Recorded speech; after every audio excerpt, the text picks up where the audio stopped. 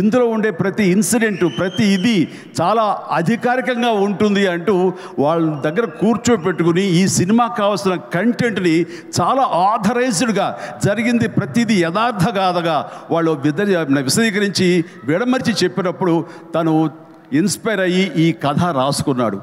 దీనికి కమర్షియల్ హంగులు ఎలాగో ఉంటాయి మిమ్మల్ని అందరినీ ఉత్సాహపరచడానికి. సో ఆ హంగులతోటి ఈ కథ వినిపించగానే సిద్ధు ప్రొడ్యూసర్ అలాగే వరుణ్ తేజ్ ముందు ఈ కథ విని చాలా బాగుందంటూ సిద్ధుని పిలిచి నువ్వు చెయ్యి మనం చేద్దాం అనుకున్నప్పుడు సోనీ వాళ్ళు కూడా ఈ కథ నచ్చి వాళ్ళు కూడా దీంట్లోకి జాయిన్ అయ్యి టుగెదర్గా వీళ్ళందరూ కలిపి ఈ సినిమాని తీశారు.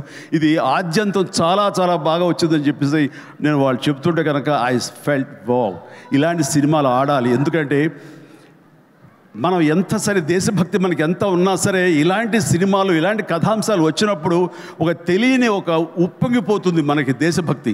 అంటే మనం సాధారణంగా చూడండి, ఇంట్లో జనగణమన పాడగానే వినపడగానే మనం లేచి నిలబడిపోతాం.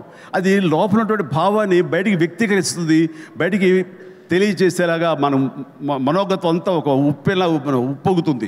సో అలాగా ఇలాంటి కథలు వచ్చినప్పుడు ఖచ్చితంగా మనం రొమాంటిక్ సినిమాలు, ప్రేమ సినిమాలు, యాక్షన్ సినిమాలు చూస్తుంటాం, వాళ్ళని ఆదరిస్తుంటాం, వాళ్ళకి డబ్బులు ఇస్తుంటాం. కానీ ఇలాంటి సినిమాలు మన కోసం చేసినప్పుడు ముఖ్యంగా యూత్ ఇలాంటి సినిమాలు చూడాలి.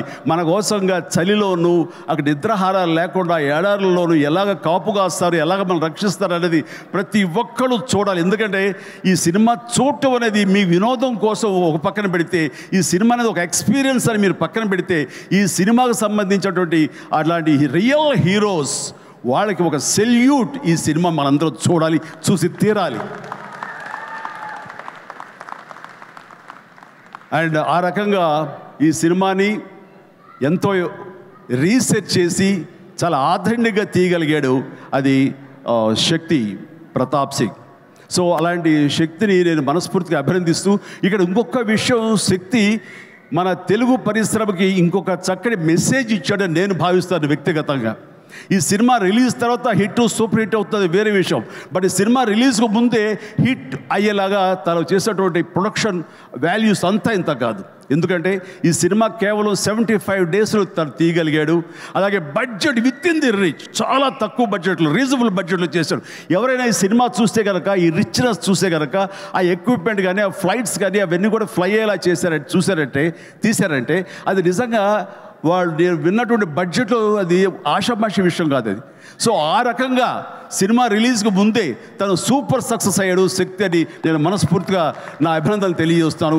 ఇది చాలామందికి ఒక మోటివేషన్ అవ్వాలి, చాలామందికి ఇది ఇన్స్పిరేషన్ అవ్వాలి. సో డబ్బు ఖర్చు పెడితేనే కాదు రిచ్నెస్ వచ్చేది. రిచ్నెస్ ఎలాగొస్తుందంటే మన థాట్ నుంచి వస్తుంది.